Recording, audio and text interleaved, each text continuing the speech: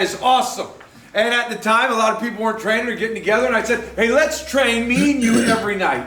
And that had to be one of my favorite seasons in life, when the sun would go down and my daughter and I would go outside and we'd do all of our katas together and do the push-ups and the sit-ups. I even liked doing push-ups and sit-ups next to her, outside under the moonlight. Day after day we trained. And the fateful day came that we had it marked on the calendar, January 13th, 2024, and her older sister's a black belt, and so the three of us were in the dojo for about 3.5, 4 hours.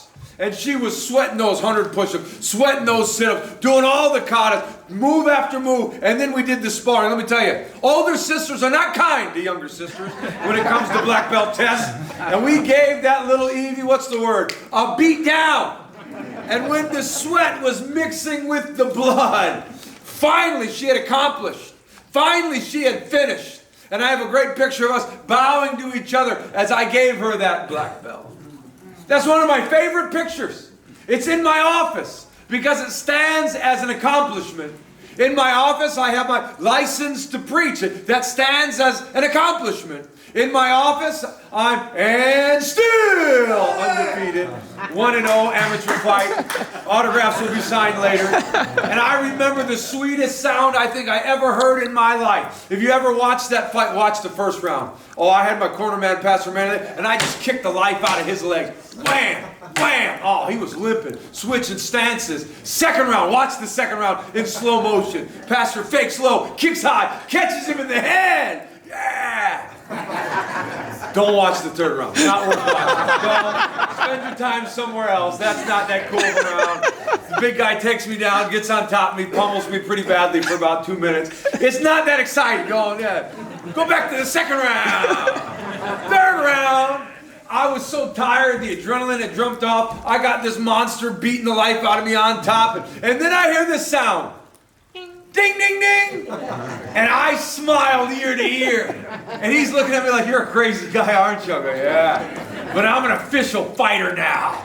The rest of my life, I did it. I finished the match.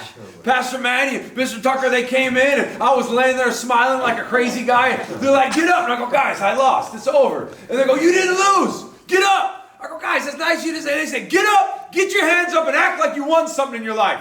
So I put my hands up, I walk around, I could hold the hand. They're so exhausted. And I was just happy I finished.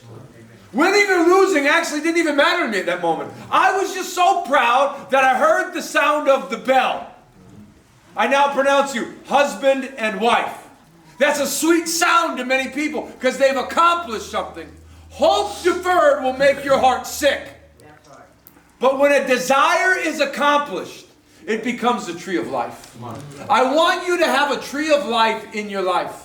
I want you to be a life giver. I want you to be somebody that grows past the hardships of life. I want you to go deeper. There are many things in life that can stop you from living a fulfilled life. One of those things we see in the life of Samson. When Samson was called, uniquely born, special, the Holy Spirit upon him, he was stronger than anybody ever was. He killed 1,000 men with the jawbone of a donkey. He snaps the neck of that lion like it's nothing. But he was a man given to lust. And he goes from prostitute to prostitute. In Proverbs chapter 6, verse 29, for the desire of a prostitute, a man will be reduced to breadcrumbs. And at the end of Samson's life, when he died in the Philistine temple as a captive, blinded in his eyes, due to Delilah, due to the treachery that he put himself into. The sad commentary is, he only began to deliver Israel. He didn't do